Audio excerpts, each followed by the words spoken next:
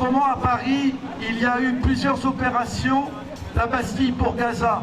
La première fois, ils ont jeté des tentes. La deuxième fois, j'y étais en 3 jours. On a lu les noms des 18 000 enfants palestiniens identifiés qui ont été tués par les génocidaires. Il y en a probablement 3 fois plus. Et avant-hier, il y avait 30 associations qui étaient à Paris, qui ont pris la parole.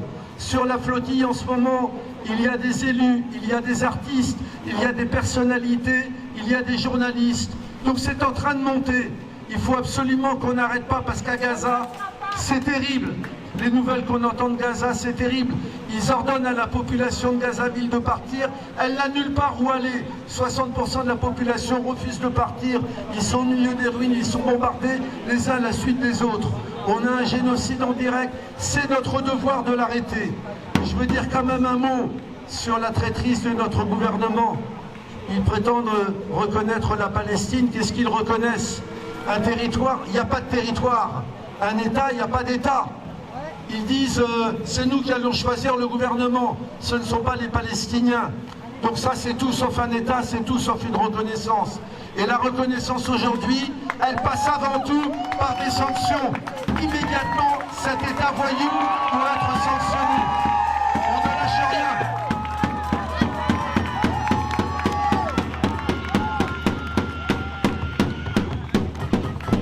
Alors, toujours dans le sens du soutien, on va vous faire passer un message hyper important.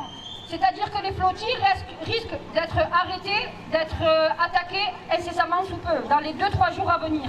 Nous, on fait passer le message.